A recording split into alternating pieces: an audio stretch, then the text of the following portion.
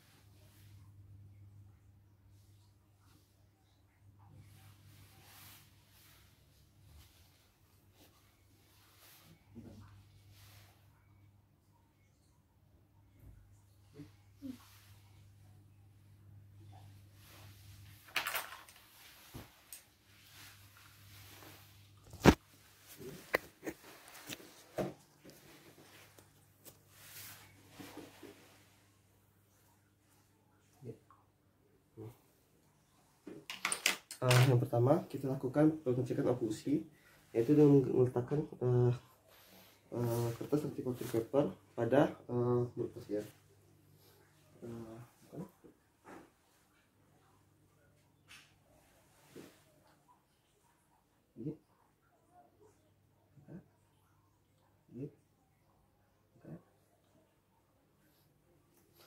Setelah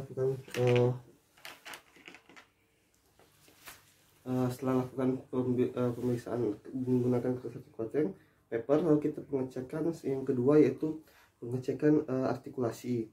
Dimana pengecekan artikulasi itu sama seperti yang tadi, kita masukkan kertas articulating paper pada mulut pasien, lalu kita instruksi pada pasien untuk menggerakkan ke kanan dan ke kiri. Nek, coba ke kanan ke kiri, ada hambatan? Enggak, aman kan? Gerakan maju. Bawahnya dimajuin, Nek. Benar. Maju mundur. Digesekin, Nek, bawahnya itu. Digesekin. Gini. Bawahnya itu di maju mundurin, Nek. Nek gigitan, gigitan. Tutup dulu, Nek. Tutup dulu. Maju mundur. Gini, Nek. I dulu, ya. Terus digesekin ke belakang. Nek lemaskan aja. Mundur kan. Setelah kita lakukan pemeriksaan pertusib rahman gula, kita lihat tadi ada yang terhambat enggak? Enggak ada terhambat apa-apa. Setelah kita melakukan pengecekan stabilisasi artikulasi, selanjutnya kita pengecekan artikulasi, di mana untuk pengecekan stabilisasi itu kita lihat apakah gigi tiruan itu retensinya itu bagus atau tidak. Yang pertama di sini retensinya itu kita cek, kita tekan basisnya apakah pada periferal seal-nya itu ada gelembung atau tidak, dan apakah gigi tiruannya ini jatuh atau tidak. Untuk pengecekan stabilisasi, kita instruksikan pasien untuk berbicara, menelan. Coba Nek, mengucapkan huruf 11 sampai 19 ya. 11, 12, 13, 14, 15, 16, 17, 18, 19. Dari pengecekan stabilisasi tersebut dan pengucapan pasien, ternyata gigi tiruannya tidak lepas dan bisa digunakan. Dan untuk pengucapan hurufnya sudah sangat jelas. Coba nenek telan, gigit telan. Ada lepas? Enggak. Untuk stabilisasinya dan retensinya untuk pasien bagus.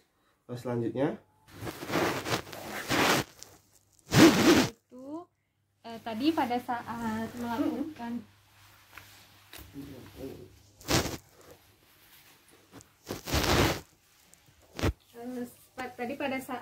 melakukan pengecekan itu kan menggunakan articulating paper, kita menggunakan prinsip itu pengurangannya itu pada rahang atas itu pada bagian bukal dan mesialnya, dan untuk rahang bawah itu pada bagian lingual dan distalnya. Selanjutnya di sini kita akan melakukan pemeriksaan estetisnya. Kita cek yang pertama itu bentuknya. Nah ini coba baru ini gigit ya? Aneh coba pasin gigitnya. Coba telan ludahnya nek, buka lagi nih mulutnya, tutup lagi nek, ini gini. Nah, di sini kita cek bagaimana bentuknya, apakah sudah sesuai dengan profil wajah pasien. Selanjutnya ukurannya apakah sudah pas, dan warnanya itu juga apakah sudah cocok dengan pasien. Selanjutnya ini di sini kita akan melakukan KIE kepada pasien.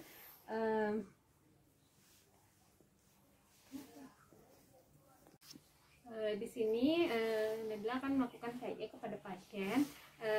Di sini tadi kan cara pakainya kan tadi udah diajarin miringin dulu, terus nanti baru ditekan pada bagian langit-langitnya kanan kirinya.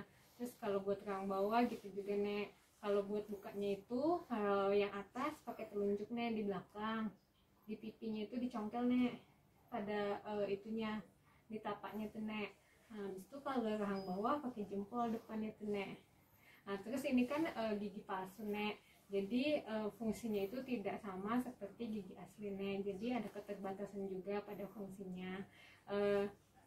Jadi di sini fungsinya itu bisa untuk membantu nenek mengunyah, terus buat estetis nenek juga, tapi tidak bisa digunakan untuk makan makanan yang terlalu keras Terus selanjutnya kalau misalnya nanti nenek mandi, nanti giginya itu disikat juga di semua permukaannya, kan ada 2 sisinya, disikat juga 2 kali sehari.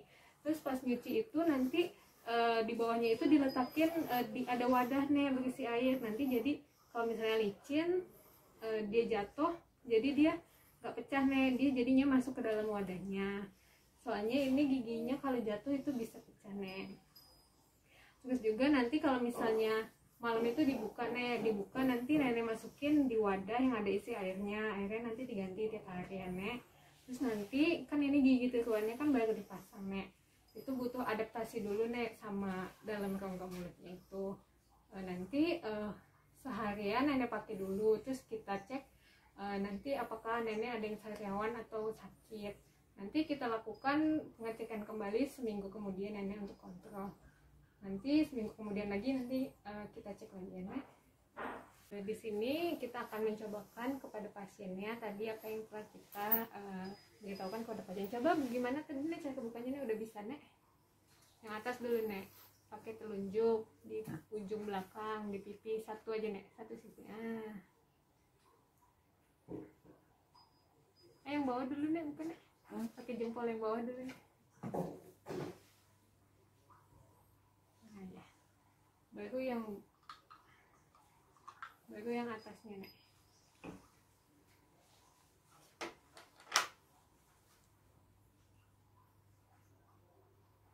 Paling ujung nih di belakang dicongkelkan.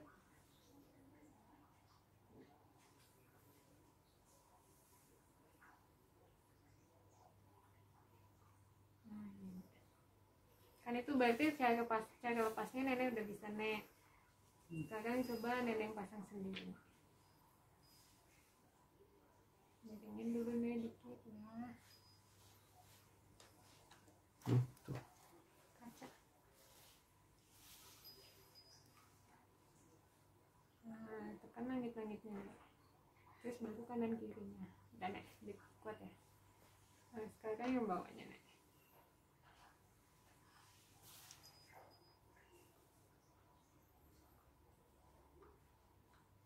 Dipasin, didudukan aja.